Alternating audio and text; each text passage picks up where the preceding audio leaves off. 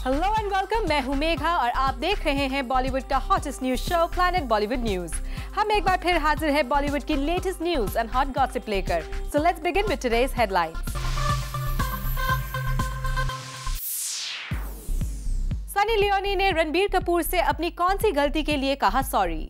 सलमान खान के visa controversy पर finally Sohail Khan ने की बात। बताएंगे ऋतिक रोशन की फिल्म बैंग बैंग कैसे फंसी मुश्किलों में, और दिखाएंगे रिसेंटली एक इवेंट पर पहुंचे शाहरुख खान क्यों भड़के मीडिया पर। प्लैनेट बॉलीवुड न्यूज की शुरुआत आज की सबसे बड़ी खबर के साथ। एक्ट्रेस सनी लियोनी ने रणबीर कपूर से मांगी है माफी। क्या है इसकी वजह और सनी का रणबीर के साथ क्या है connection? Find out in our top story. I'm sorry, Ranbir. I'm sorry, Ranbir. Sunny Leone की जुबान पर क्यों आ रहा है रणबीर कपूर का नाम? ये जवानी है दीवानी से रैकेट बिजनेस देने वाले रणबीर से सनी आखिर क्यों मांग रही हैं माफी? बस इतना बताना काफी है कि सनी से कोई भूल तो जरूर हुई है, जिसकी वजह से सनी को पछतावा हो रहा है। और जूम आपको एक बार फिर बताने जा रहा है वो रीजन जिसकी वजह से सनी को अनजाने में ही सही रणबीर को हर्ट करने पर रिग्रेट हो रहा है। I'm sorry, Ranbir. It has nothing to do with me. It's not my fault. तो चलिए आपको सनी के रणबीर से माफी मांगने का वो रीजन भी बता ही दिया जाए। अब आपको इतना तो याद ही होगा कि रिसेंटली जूम ने आपको बताया था कि रणबीर कपूर को उनकी अपकमिंग फिल्म बेशरम के डायरेक्टर ने फिल्म का थिएट्रिकल ट्रेलर इंटरनेट पर डालकर कैसे मुश्किल में डाल दिया है। रणबीर के लिए प्रॉब्लम यह है कि इंटरनेट पर जैसे ही कोई बेशरम के बारे में सर्च करने जाता है, बेशरम टैग से इंटरनेट पर मौजूद सनी लियोनी को भी वहाँ पाता है। यानी रणबीर की अपकमिंग फिल्म बेशरम का तो सिर्फ एक थिएट्रिकल ट्रेलर इंटरनेट पर है, जबकि सनी लियोनी तो एक पूरे के पूरे ऑनलाइन शॉपिंग स्टोर की ब्रांड एम्बेसडर बनकर बैठी हैं। बस जब हमने यही बात खुद सनी से पूछी तो देखिए क्या था उनका reaction. Recently there was Ranbir's Besharam trailer that came out, but I think all people wanted to do was type in Besharam, and when they saw your video, and all that they did was click on it.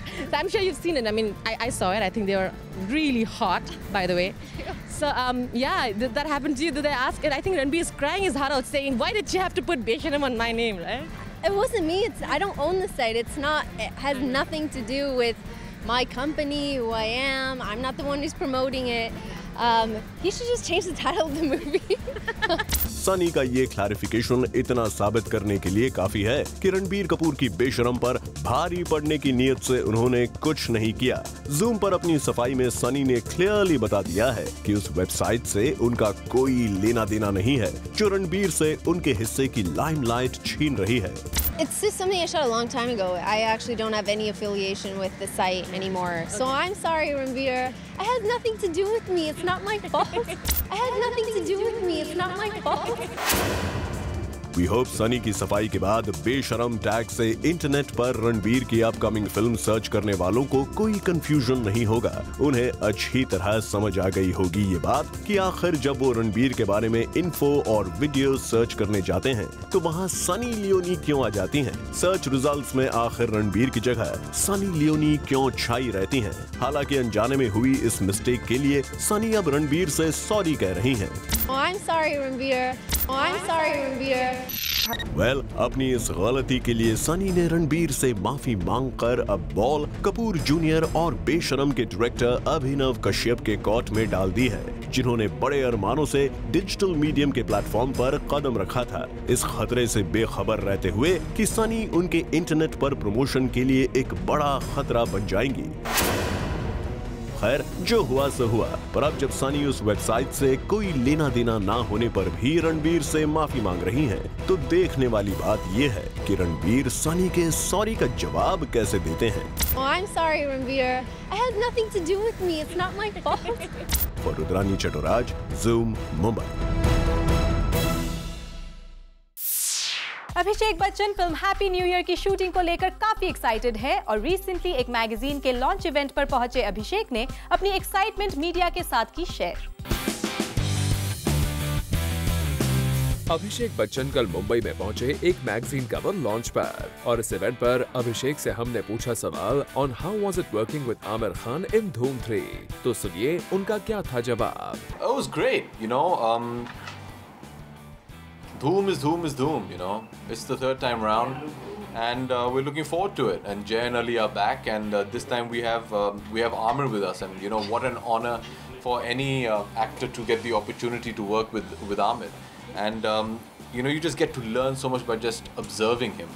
And he's so helpful, he's so caring, he's so giving as an actor. That I really feel very honored to have got the opportunity to work with him.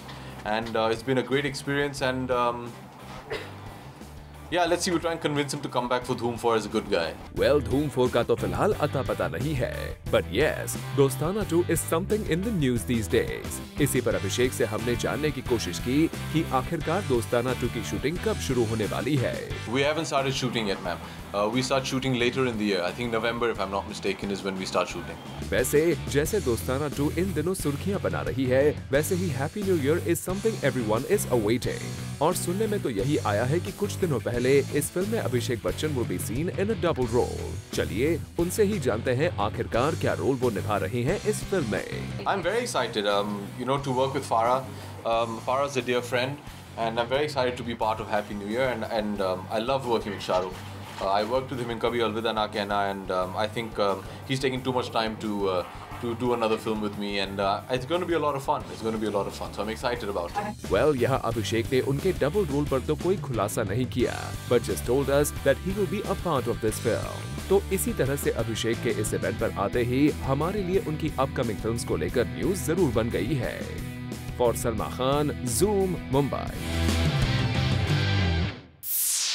Khan family में कौन है सबसे ज्यादा stylish? Salman Khan, Arbaaz Khan या फिर सोहेल खान? आइए इस सवाल का जवाब जानते हैं मलाइका अरोरा खान से. Stylish Malaika Arora Khan is effortlessly known for her fashionable sense. और एक इवेंट पर मलाइका को हमने स्पॉट किया ऐसे ही एक dazzling अवतार में. But when we asked her that apart from her as the fashionable woman in the Khan family, who is the fashionable man in her family? तो सुनिए इस पर what Malaika had to say. I would say Sohail. Yeah? Yeah, because he doesn't try too hard. He's just the way he is. He's always just like that. So I think, yeah, I'd say him. जी हाँ, according to Malaika, Sohail is someone who is the most stylish man in her खानदान. वहीं जहाँ सोहेल को पता चला that his भाभी has complimented him, तो उन्होंने भी अपनी भाभी को दे दिया compliment. In fact, I'm not at all stylish. I'm just extremely comfortable, and I just like to wear comfortable clothes. I don't come into any kind of pressure of fashion or glamour. That's the only thing. If you ask me, I genuinely believe that Malla is the most fashionable and the most well-dressed lady of our family. Well, after the compliments, we just have to say that it seems that the Bhabhi Devar Jodi does set a good fashionable statement in the family. For Rudrani Chaturaj, Zoom, Mumbai. और अब वक्त है हमारे खास segment planet Bollywood news express का, जहां हम आपको देंगे बॉलीवुड की हर छोटी बड़ी न्यूज तेज रफ्तार के साथ. ऋतिक रोशन की फिल्म बैंग बैंग का थर्ड स्केड्यूल भी कैंसिल कर दिया गया है. इस फिल्म के मेकर्स ने ऑफिशियल स्टेटमेंट जारी करके इस न्यूज की जानकारी दी है. इस फिल्म के मेकर्स का कहना है कि बैंग बैंग के कश्मीर स्केड्यूल को भी कैंसिल कर दिया गया है, क्योंकि ऋतिक रोशन अब तक बैंग बैंग के सेट पर हुई हेड इंजरी से अभी पूरी तरह से उबरे नहीं है. और यही वजह है कि फिल्म के मेकर्स फिल्म के लिए ऋतिक के हेल्थ के साथ खिलवाड़ नहीं कर सकते. हम आपको बता दें कि ऋतिक रोशन की फिल्म के इस स्केड्यूल के कैंसिल हो जाने की वजह से अब ऋतिक शायद ही इस साल बैंग बैंग की शूटिंग कर पाए. और नेक्स्ट ईयर की शुरुआत में ऋतिक ने अपने सारे डेट्स करण जौहर की फिल्म शुद्धि को दे रखे हैं. ऐसे में ऋतिक को अपने डेट्स मैनेज करने में काफी दिक्कतों का सामना करना पड़ सकता है. पाकिस्तान से शाहरुख खान के लिए आ रही है एक अच्छी खबर. जी हाँ, शाहरुख खान की फिल्म चेन्नई एक्सप्रेस का बस पाकिस्तान में इतना जबरदस्त है कि वहाँ के फिल्म मेकर्स ने चेन्नई एक्सप्रेस के ऑपोजिट अपनी कोई भी फिल्म रिलीज करने से इनकार कर दिया है. इसका मतलब ये है कि ईद पर चेन्नई एक्सप्रेस को पाकिस्तान में भी सोलो रिलीज मिलेगी. वैसे हम आपको बता दें कि ये पहली बार होने जा रहा है कि कोई भी फिल्म बिना किसी कंट्रोवर्सी पाकिस्तान में ईद के मौके पर रिलीज हो रही है. Akshay Kumar film once upon a time in Mumbai Dobaara की पॉपुलैरिटी को अपनी अपकमिंग फिल्म बॉस के लिए भी यूज करना चाहते हैं. यही वजह है कि अक्षय ने फैसला किया है कि फिल्म बॉस का trailer once upon a time in Mumbai Dobaara के साथ थिएटर्स में 15 अगस्त को रिलीज किया जाएगा. और ये प्रोमो रिलीज सिर्फ और सिर्फ थिएटर्स के लिए एक्सक्लूसिव रखा जाएगा. वेल, अक्षय ने film once upon a time in Mumbai Dobaara में काम करके चाहे कुछ सीखा हो या ना सीखा हो, लेकिन फिल्म की प्रोड्यूसर एकता कपूर से फिल्म मार्केटिंग करना जरूर सीख गए हैं. अमिताभ बच्चन, रणबीर कपूर, अजय देवगन और AR रहमान जैसे बिग बॉलीवुड सेलिब्रिटीज के साथ मिलकर अब सलमान खान और माधुरी दीक्षित भी उत्तराखंड फ्लड विक्टिम्स की मदद करेंगे। हम आपको बता दें कि बहुत जल्द होने जा रहे इस स्टेज परफॉर्मेंस में ऐश्वर्या राय भी परफॉर्म करने वाली हैं। ऐसे में सलमान खान का इस इवेंट से जुड़ना एक बहुत बड़ी न्यूज बन सकता है। सनी लियोनी भले ही अब अपना पूरा ध्यान बॉलीवुड फिल्म्स की तरफ लगा रही हैं, लेकिन रह रहकर उनसे अक्सर ये सवाल पूछा जाता है, क्या वो अब कभी भी पॉर्न फिल्म्स में फिर से काम करेंगे?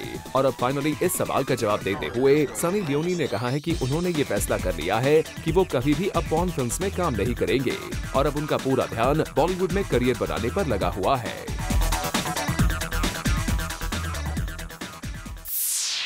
IIJW फैशन वीक का 4th डे भी रहा star studded.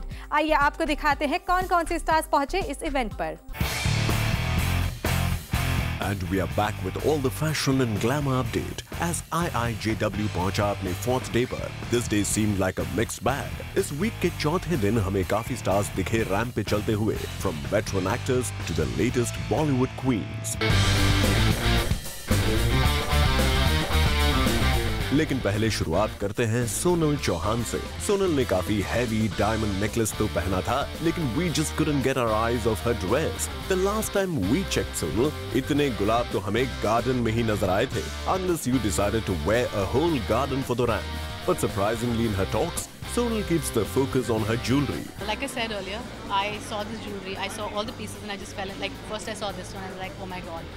Then I saw this one, I was like, ah!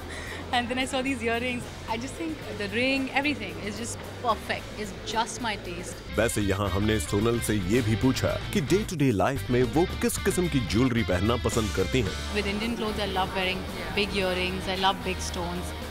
I love big rocks. So yeah, I love jewelry.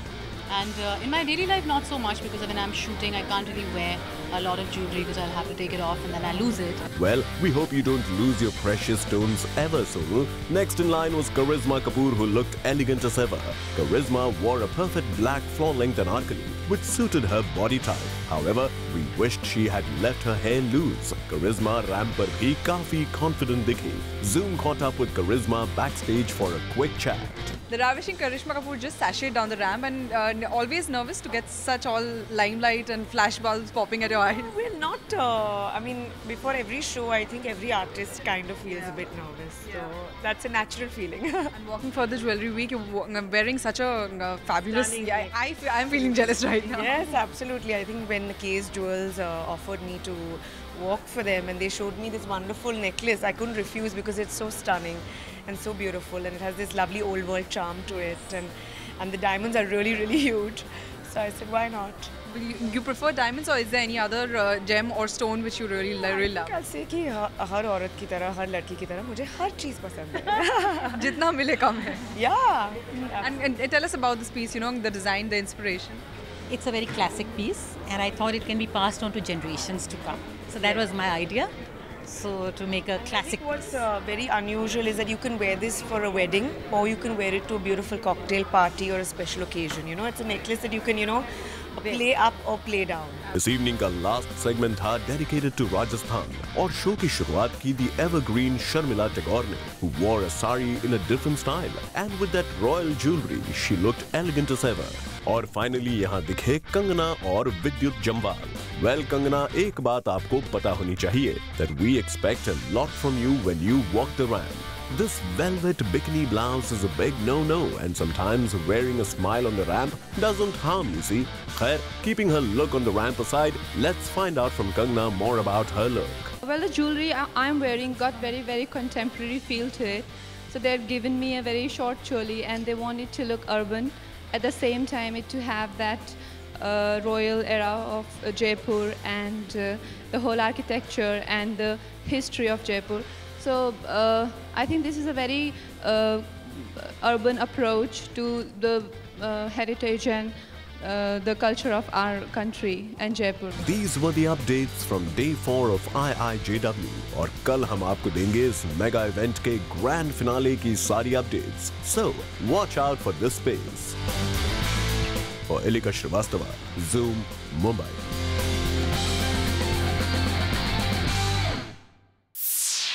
Planet Bollywood news में फिलहाल वक्त है एक छोटे से ब्रेक का। ब्रेक के बाद आपको दिखाएंगे रिसेंटली एक इवेंट पर पहुंचे शाहरुख खान क्यों भड़के मीडिया पर।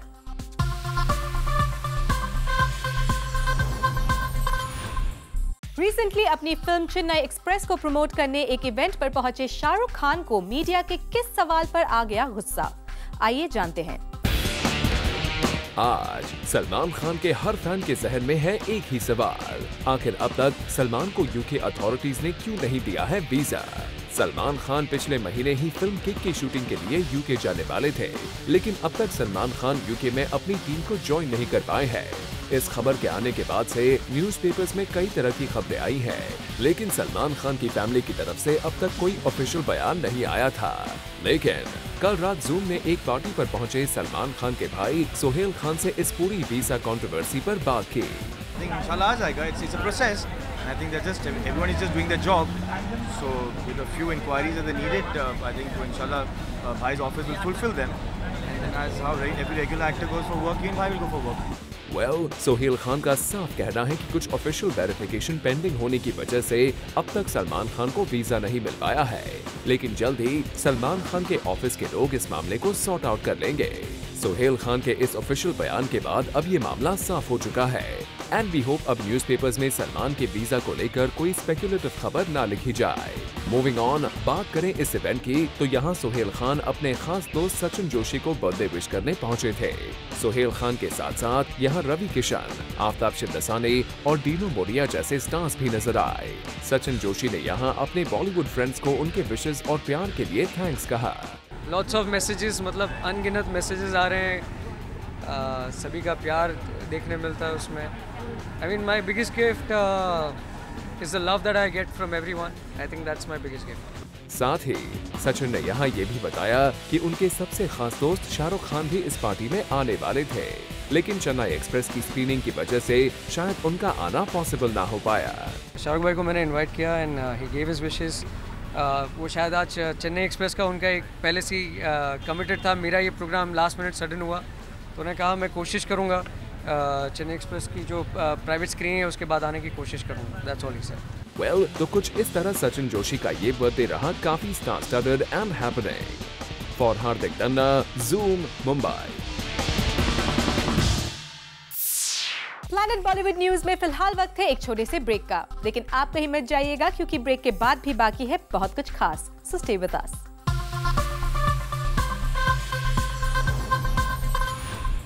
And now it's time to show you a special report.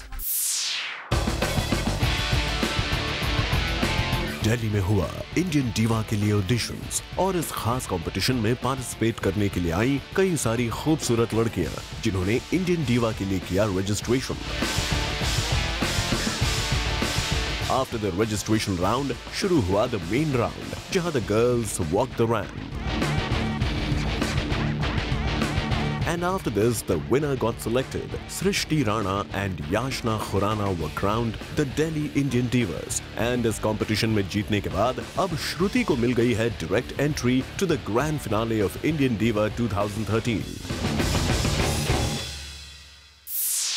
Well, with this, it's a wrap. Planet Bollywood News में कल हम फिर लौटेंगे लेकर बॉलीवुड की और भी latest news and gossip. Till then, keep watching Zoom, India's #1 Bollywood channel.